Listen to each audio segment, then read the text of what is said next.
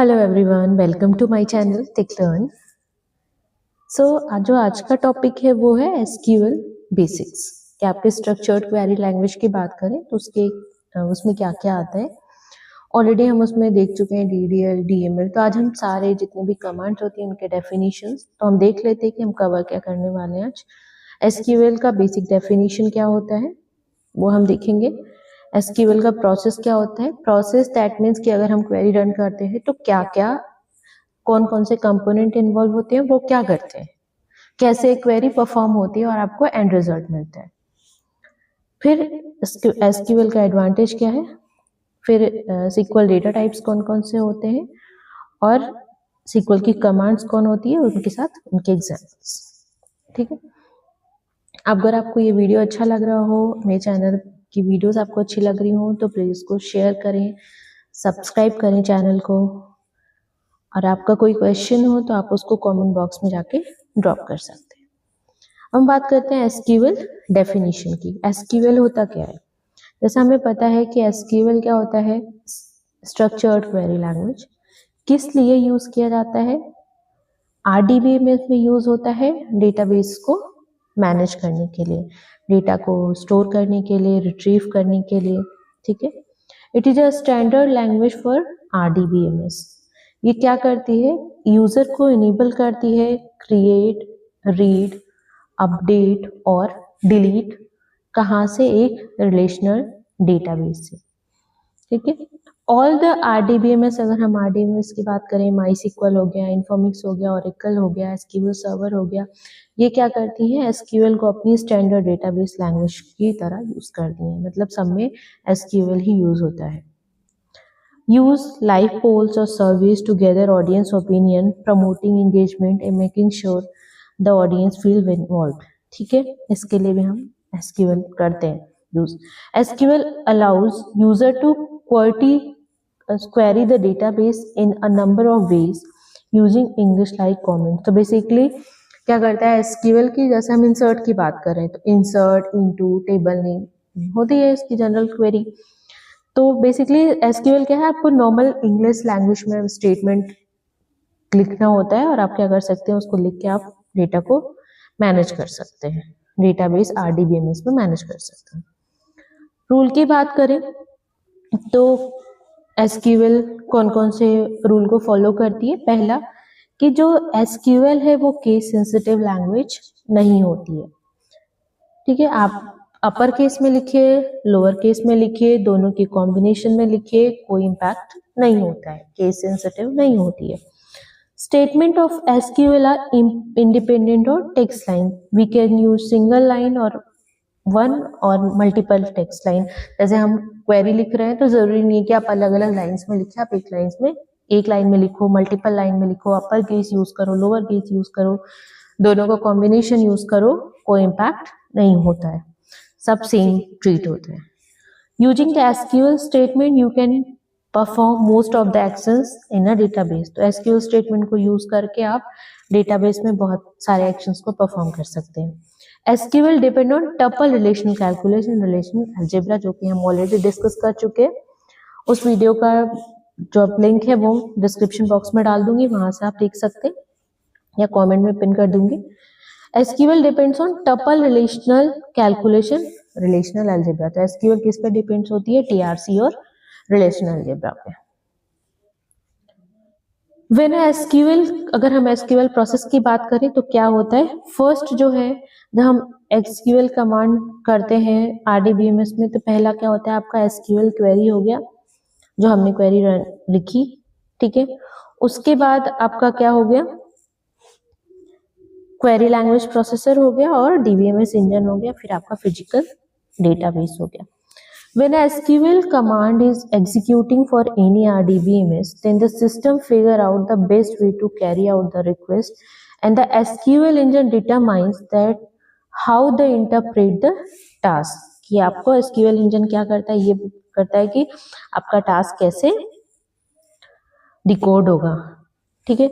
In the process various components are include, जैसे हम बात करें ऑप्टिमाइजेशन इंजन की, क्वेरी इंजन की, क्वेरी डिस्पैचर की, क्लासिक्स की, तो ये सारे कंपोनेंट्स यूज होते हैं किसके लिए? आपका डिकोड करके उसको इंटरप्रेट करने के लिए।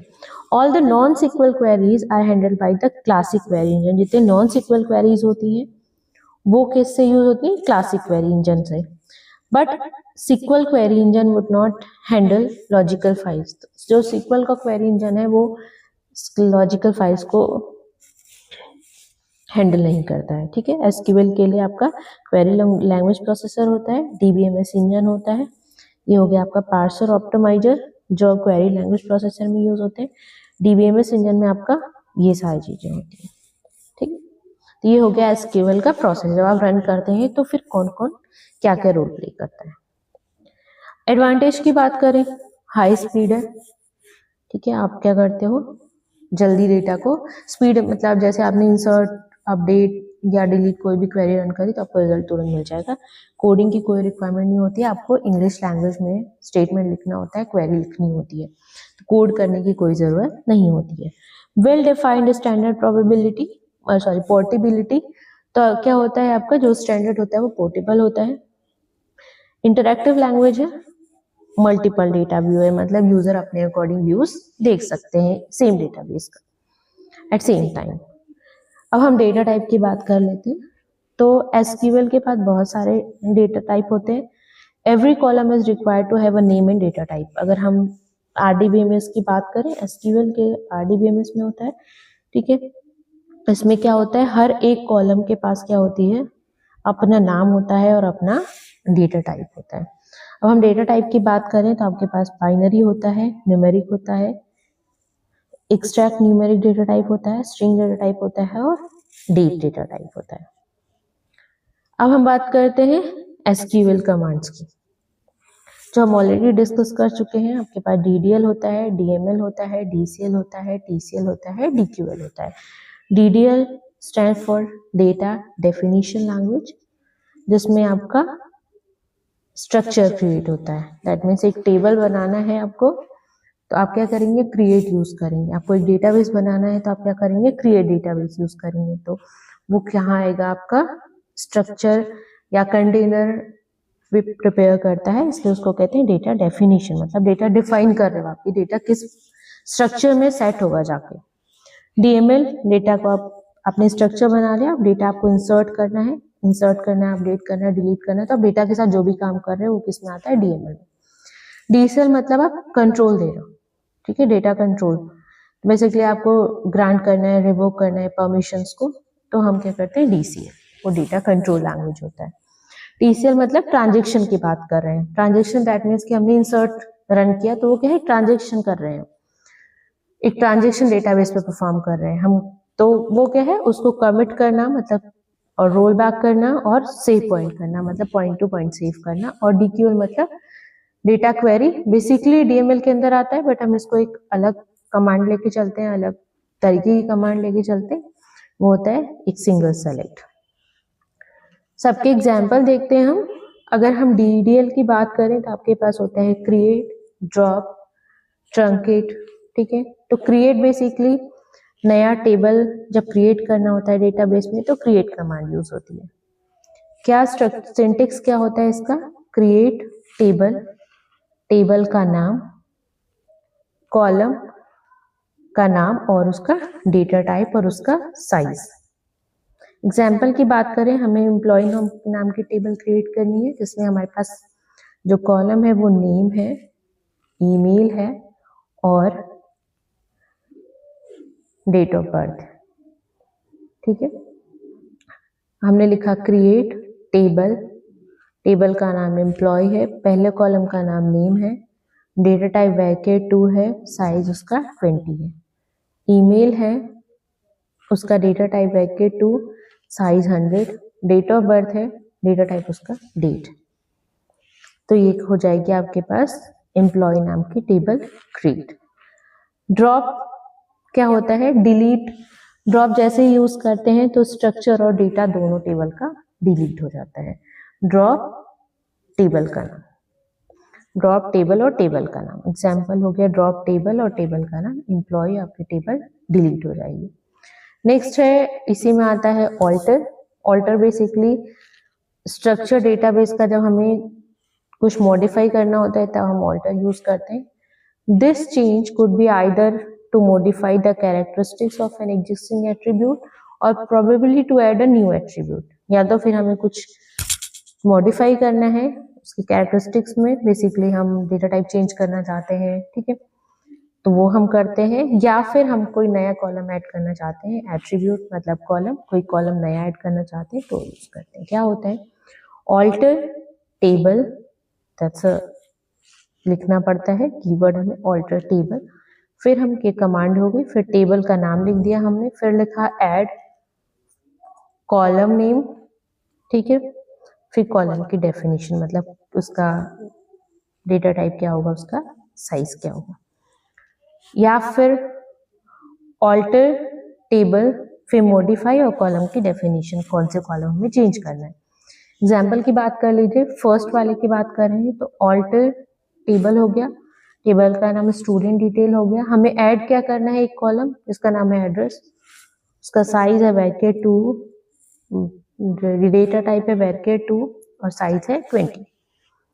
दूसरा अगर हम दूसरे इसकी बात करें मॉडिफाई करना है एग्जिस्टिंग कॉलम को तो alter table student name student underscore detail हो गया टेबल का नाम, मॉडिफाई लिखा हमने, किस कॉलम को मॉडिफाई करना है वो है नेम, क्या करना है पहले कुछ और साइज था, अभी हमें क्या करना है वैकेट 2 और उसका साइज कर देना है 20, डेटा टाइप वैकेट 2 और साइज हो गया 20। नेक्स्ट है ट्रंकेट, ऑल्टर से चेंजेस कर दे। ट्रंकेट क्या है कि आपका सारा क्या करता है डिलीट करता है all the rows from the table और free the space containing the table, ठीक है। बेसिकली अगर हम ड्रॉप की बात कर रहे थे तो ड्रॉप क्या करता है स्ट्रक्चर के साथ डेटा भी डिलीट कर देता है, ट्रंकेट क्या करता है ओनली डेटा पे काम करता है, स्ट्रक्चर आपका ऐसे ही रहता है, खाली इसका क्या होता है आपका सारी रोज डिलीट हो जाएंगी, रोज डिलीट हो जाएगी बट टेबल का स्ट्रक्चर वैसा ही रहेगा। ये डिफरेंस होता है डिलीट और ट्रंकेट में। डिलीट क्या करता है आपका पूरा स्ट्रक्चर, जैसे कि अगर हम बात करें कि हमने टेबल बनाई थी, एक हमने टेबल बनाई है जिसमें ये कॉलम है नेम और ये कॉलम है एड्रेस और ये कॉलम है आईडी, ठीक है, ये कॉलम है आईडी। तो अगर हमने डिलीट कमांड रन किया, ईएमपी टेबल है ये, अगर हमने डिलीट कमांड रन किया तो क्या होगा ये पूरा टेबल डिलीट हो जाएगा, मतलब ईएमपी टेबल डेटाबेस में एग्जिस्ट ही नहीं करता है ऐसा हो जाएगा। लेकिन अगर हमने ट्रंकेट यूज किया तो ये टेबल तो रहेगा बट इसमें जितना हमने डेटा एंटर किया था वो सारी रोज डिलीट हो जाएंगी। क्या होता है ट्रंकेट टेबल और टेबल का नाम, ट्रंकेट टेबल जैसे हमारे पास एम्प्लॉय टेबल है। ये था डीडीएल, तो डीडीएल में आपकी कमांड्स थी create, drop, alter and truncate. Next है डीएमएल, डेटा मैनिपुलेशन। तो बेसिकली हम जब डेटा की बात करते हैं, अभी हम कंटेनर की बात कर रहे थे, अभी हम कंटेनर के अंदर की डेटा की बात कर रहे हैं। तो इंसर्ट क्या होता है, क्वेरी जो होता है वो डेटा क्या करता है, डेटा रोज में या टेबल में एंटर करता है। ये जब हमें इंसर्ट करना होता है तो टेबल में तो हम इंसर्ट कमांड यूज करते हैं। इंसर्ट की बात करें तो सिंटेक्स क्या होता है, इंसर्ट इनटू टेबल का नाम, column number 1 comma column number 2 comma column number 3 up to जितने कॉलम है। फिर उसके बाद लिखते हैं वैल्यूज, ठीक है। हमने यहाँ पे कैपिटल केस सेंसिटिव नहीं होती है तो हम चाहे कैपिटल या स्मॉल किसी में भी लिख सकते हैं, बट हम डिफाइन या फिर हम दिखाने के लिए कि हम कैसे कमांड चूज कर रहे हैं, हमने क्या किया यहाँ पे कैपिटल में लिखा है, कैपिटल या स्मॉल किसी में भी लिख सकते हैं, ठीक है। वैल्यूज, जितनी वैल्यूज है, जितने कॉलम्स हैं आपके उतनी आपकी वैल्यूज होगी। एक तो ये तरीका हो गया। दूसरा तरीका क्या है, ये दूसरे फर्स्ट वे से क्या है आपको कॉलम्स भी पता चल गए और आपने क्या किया उस डेटा टाइप के अकॉर्डिंग आपने वैल्यू को इंसर्ट कर दिया, ठीक है।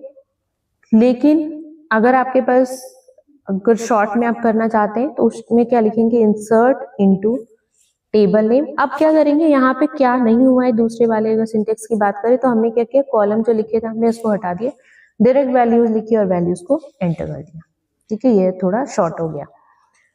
अब हम बात करते हैं एग्जाम्पल की। तो हम हमारे लिए सपोज एक टेबल है XYZ, हमने क्या लिखा, इंसर्ट इनटू XYZ, 2 कॉलम है, ऑथर एंड सब्जेक्ट, दोनों कॉलम के नाम लिख दिए। वैल्यूज, वैल्यूज को हम किस में पास करेंगे, सिंगल कोट या डबल कोट में, ये हो गया, ठीक है। और अगर हम दूसरे वे से लिखते तो क्या लिखते, हम क्या करते, ये वाला पोर्शन हम हटा सकते हैं, ये वाला पोर्शन अगर हम हटा दें और नॉर्मल लिखे इंसर्ट इनटू XYZ और फिर वैल्यूज, वैल्यू पास कर दीजिए तो भी ये रन हो जाएगा, ठीक है। अपडेट कमांड की बात करें तो this command is use to update और modify the values of a column in the table. जब हम कॉलम की वैल्यूज की बात कर रहे हैं, वैल्यूज को जब हम चेंज करना चाहते हैं, मॉडिफाई करना चाहते हैं, तब हम क्या यूज करते हैं, अपडेट कमांड। अपडेट का जो सिंटेक्स होता है वो होता है अपडेट टेबल नेम, फिर लिखते हैं सेट, फिर लिखते हैं कॉलम का नाम, फिर हम क्या लिखते हैं, कौन सी इज इक्वल टू वैल्यू क्या है हमारी, क्या चेंज हमें करना है उस कॉलम में, ठीक है। और फिर कंडीशन क्या है, ठीक है। अब हम खाली इतना लिखेंगे तो उस क्या होगा, वो पूरे कॉलम की वैल्यू चेंज हो जाएगी। तो हमें यहाँ पे क्या लिखना है, कंडीशन स्पेसिफाई करनी है कि क्या कंडीशन है, कि इस आईडी के अगेंस्ट कर दीजिए, इस नाम के अगेंस्ट कर दीजिए। जैसे हम एग्जाम्पल देखते हैं तो हमें समझ आएगा।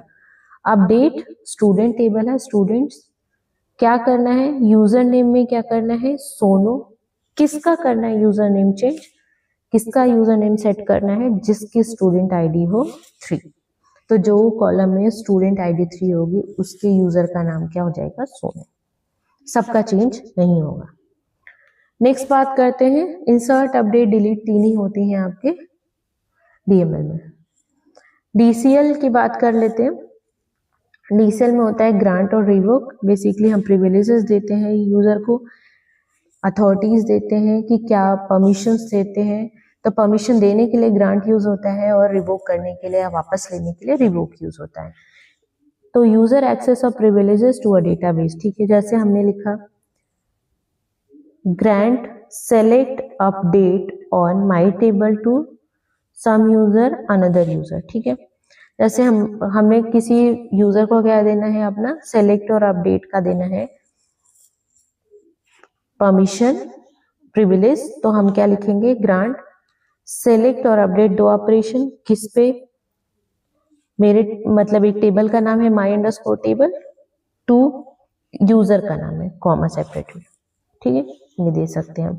रिवोक करना है, परमिशन को टेक बैक लेना है, वापस लेना है, तो हम क्या लिखते हैं, रिवोक सेलेक्ट अपडेट, दोनों ये जो सेलेक्ट और अपडेट करने की जो हमने परमिशन दी है, मतलब फेच करने की और डेटा अपडेट करने की जो परमिशन दी है, उसको हम वापस ले रहे हैं, किससे, किस टेबल पे, माई टेबल है, टेबल का नाम है, फ्रॉम यूजर कौन है, यूजर 1 और यूजर 2, तो ऐसे हम लिखते हैं।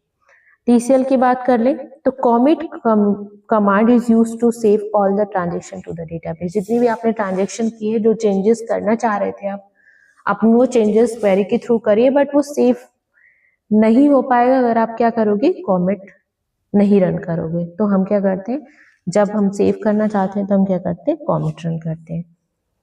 दूसरा है आपका सेव पॉइंट। ये क्या करता है, it is use to roll the transaction back to a certain point without rolling back the entire transaction. तो जब हम सेव पॉइंट करते रहते हैं तो क्या होता है, ट्रांजेक्शन रोल बैक होती है अप टू उस सर्टेन पॉइंट, मतलब जहां तक हमने सेव पॉइंट किया उसके बाद की ट्रांजेक्शन क्या होगी, रोल बैक, मतलब वापस आ जाएगी। सेव पॉइंट का क्या होता है आपका, इसका कॉमेट का सिंटेक्स क्या होता है, नॉर्मल सब कुछ करने के बाद नीचे लिख दो कॉमेट, सेव हो जाएगा। सेव पॉइंट का क्या होता है, आपको लिखना पड़ता है सेव पॉइंट और जो आपको सेव करना है, ठीक है, सेव पॉइंट अंडरस्कोर जो भी उसका नाम है वो, ठीक है। रोल बैक की बात कर लें तो रोल बैक में क्या होता है, roll back command is use to undo the transaction. मतलब बेसिकली जब हम ट्रांजेक्शन को अंडू करना चाहते हैं जो already they have not already been save to the database, मतलब जब तक हमने कॉमिट या सेव पॉइंट रन नहीं किया है तब तक हम क्या कर सकते हैं, तब तक की ट्रांजेक्शन को हम रोल बैक कर सकते हैं। तो उसके लिए क्या होता है, डिलीट जैसे हमने किया तो हम क्या करते हैं, इतना लिखने के बाद रोल बैक कर देंगे तो ये वाली ट्रांजेक्शन हमारी चेंजेस नहीं करेगी, उसके अकॉर्डिंग चेंजेस नहीं होंगे, वो सेव नहीं होगी बेसिकली। DQL की बात कर लें आपके पास एक सेलेक्ट होता है, सेलेक्ट करने के लिए, डेटा फेच करने के लिए कंडीशन यूज करके, बहुत सारी कंडीशन हो गया वेयर क्लॉजेस से हम यूज करते हैं, तो हम कंडीशंस के साथ कर सकते हैं, विदाउट कंडीशन कर सकते हैं। मतलब बेसिकली हम जब डेटाबेस से डेटा को फेच करना चाहते हैं तो हम क्या यूज करते हैं, DQL सेलेक्ट कमांड। ठीक है, ये थे आपके सारे जितने भी आपके कमांड्स होते हैं। ठीक है, इसके रिगार्डिंग आपको कोई भी क्वेश्चन हो आप कमेंट बॉक्स में जाके ड्रॉप कर सकते हैं। चैनल को सब्सक्राइब करें। Thank you so much.